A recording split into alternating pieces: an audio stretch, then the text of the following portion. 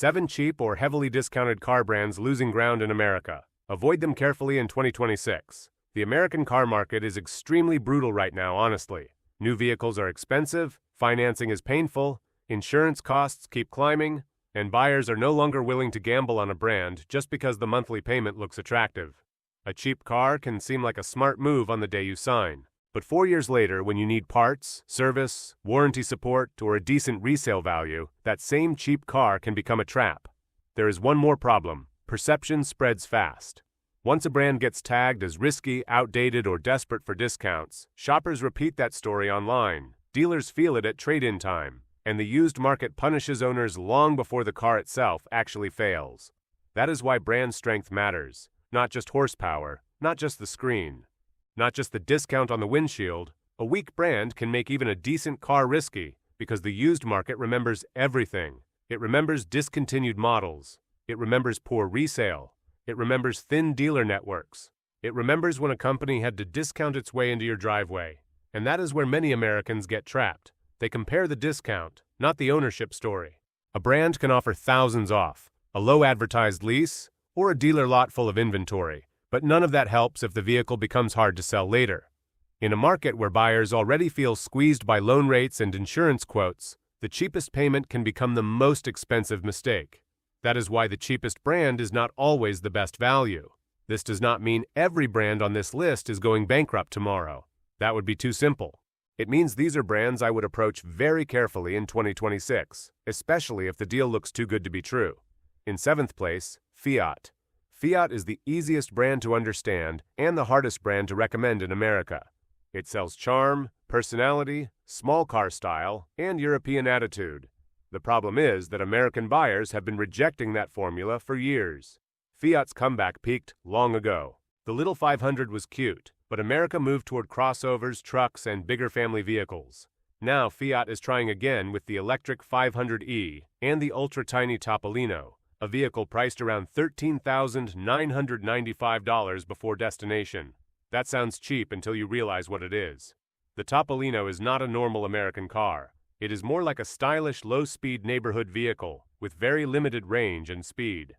It may work in resorts, campuses, gated communities, or beach towns, but for most Americans, it is not a daily driver.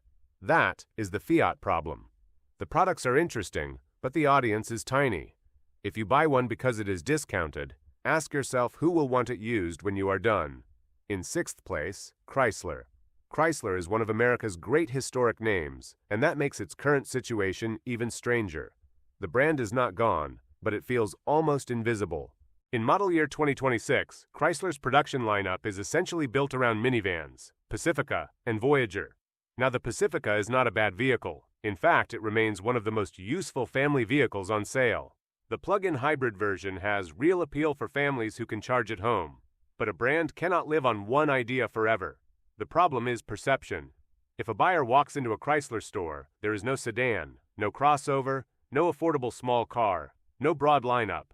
Just minivans. And minivans, no matter how practical, are not exactly the heartbeat of American showroom excitement. A discounted Pacifica or Voyager can be a good family buy. But buying into a brand with such a narrow future requires caution. Resale value, long-term product support, and brand relevance all matter. Chrysler still has heritage, but heritage does not make monthly payments. In 5th place, Mitsubishi.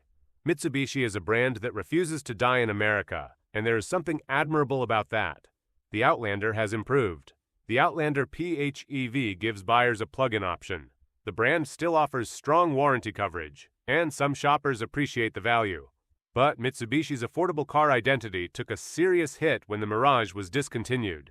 That little car was mocked constantly, but it served an important purpose. It gave cash-strapped buyers one of the cheapest new car options in the country. When the Mirage disappeared, Mitsubishi lost a major reason for budget shoppers to walk into the showroom. Now the brand depends heavily on crossovers, especially Outlander and Outlander Sport. That is dangerous because the compact and midsize SUV market is packed with stronger names. Toyota, Honda, Mazda, Subaru, Hyundai, and Kia all compete hard in the same space. Mitsubishi is not hopeless, but it is vulnerable. If you buy one, make sure the discount is real, the dealer network near you is healthy, and you plan to keep it long enough for the warranty to matter. In 4th place, Dodge. Dodge used to mean something very clear: muscle, attitude, noise, burnouts, and big personality. Even people who never bought a Dodge understood what the brand represented. Now that identity is in transition, the Challenger and Charger as people knew them are gone. The Hornet was supposed to give Dodge a compact SUV entry, but it never caught fire. Reports said the Hornet was discontinued after slow sales and tariff pressure, leaving Dodge with yet another hole in its lineup. That is a major problem. The American market loves SUVs, and Dodge failed to make its small SUV feel like a must-have Dodge. It was quick, but not iconic. It was sporty, but not cheap enough. It had Italian roots through the Alfa Romeo Tonale, but Dodge buyers do not usually ask for an Italian crossover in disguise. The Durango still has a following, and Dodge can still build emotion. But buying a discounted Dodge in 2026 requires caution. The brand is trying to redefine itself, and buyers caught in the middle can pay the price through depreciation. In third place, Infiniti. Infiniti is not a dirt-cheap brand when new, but that is exactly why it belongs here. It becomes dangerous when heavy discounts make it look like a bargain luxury brand. On paper, that sounds tempting. Why buy a mainstream SUV when a discounted Infiniti gets you a premium badge? The problem is that Infiniti has been losing relevance in America for years. The Q50 sedan faded out. The QX50 and QX55 faced major uncertainty, with reports of paused United States orders tied to tariff pressure and lineup changes. The brand still has products, but it no longer feels like a serious threat to Lexus, BMW, Mercedes, Genesis, or Acura. That matters because luxury resale depends on desire. If buyers do not dream about the badge, the used value suffers. A cheap Infiniti lease may look smart today, but a purchased Infiniti can become painful if depreciation hits hard. The brand is not dead, but it needs a clearer reason to exist. Until then, I would treat every big Infiniti discount as a warning, not a gift. In second place, Nissan. Nissan is one of the most important brands in America, and that makes its problems more serious. This is not a tiny niche company. This is a huge global automaker with major history, major volume, and a massive dealer network. But Nissan has been under pressure. The failed Honda merger talks, leadership changes, job cuts, and global restructuring all created a cloud over the brand. Nissan also ended the Titan, leaving the full-size truck battlefield, after failing to break loyalty to Ford, Chevrolet, Ram, and Toyota.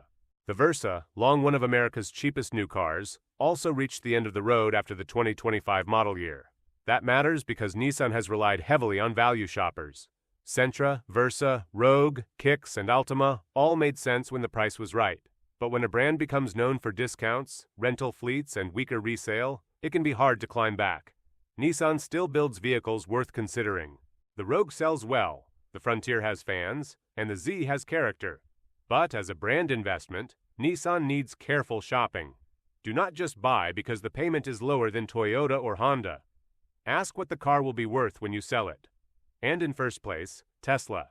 Yes, Tesla. And this one will make people angry. Tesla is not a cheap brand in the traditional sense, but it has become a brand where prices, incentives, and used values can move so violently that buying one at the wrong time can feel like catching a falling knife. For years, Tesla looked unstoppable. The Model 3 and Model Y changed the entire industry. But by 2026, the EV market became more complicated.